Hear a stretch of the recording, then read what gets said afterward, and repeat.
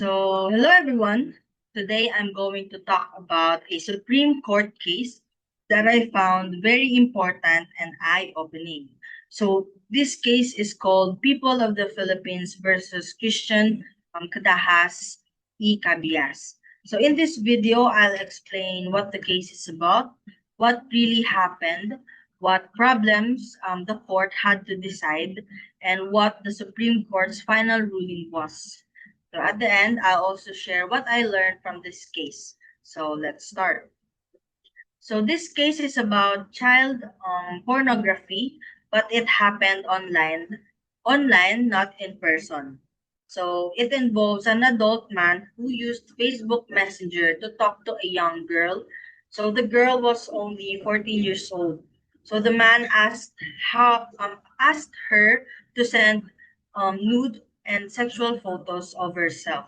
Because of this, he was charged under the law. So this case reached the Supreme Court to answer one important question. Is asking a minor to send sexual photos online already a crime? And the answer is yes. So here's what happened. So Christian Cadahas was already an adult when he met the girl on Facebook. So they started chatting normally at first, but as time passed, their messages became personal and inappropriate. So the man slowly convinced the girl to send explicit photos of herself through Messenger. So one day, the girl's mother checked her phone. So she saw the messages and photos. She immediately reported it to the authorities. So screenshot of the conversation were used as evidence. Two cases were filed against the man.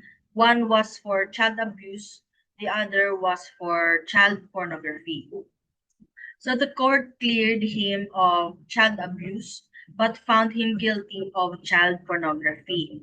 So the Court of Appeals agreed with this decision that that is why the case went all the way to the Supreme Court.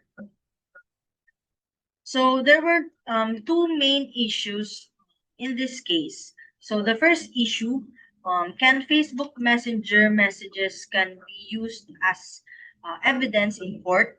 So the accused said that messages were private and using them violated his right to privacy. So the second issue, is it already a crime to ask or persuade a minor to send sexual photos online, even if there was no physical contact? So these were the big questions of the Supreme Court needed to answer. So the ruling of the Supreme Court. So the Supreme Court ruled against the accused.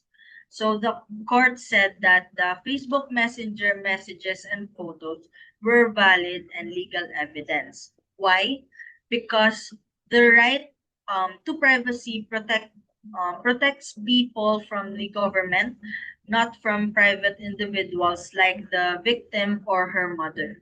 So the court also said that the accused had no strong expectation of privacy because he freely used social media and shared access to his account.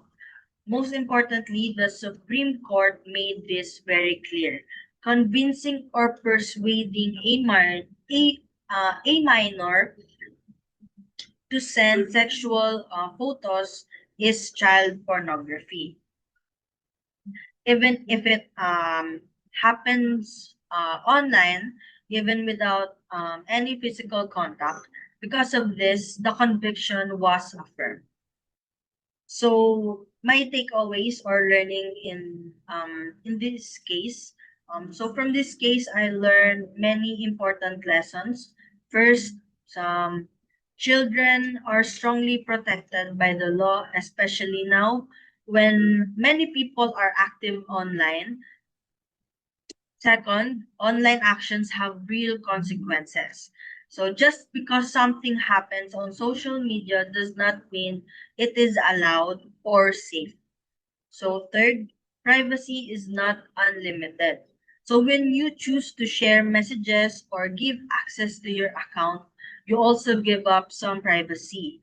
And lastly, this case reminds us that technology should never be used to harm or exploit others, especially children. So the law will always protect them. So that's my reflection on this Supreme Court case. I hope this video helped you understand why this decision is important and why we should all be responsible online.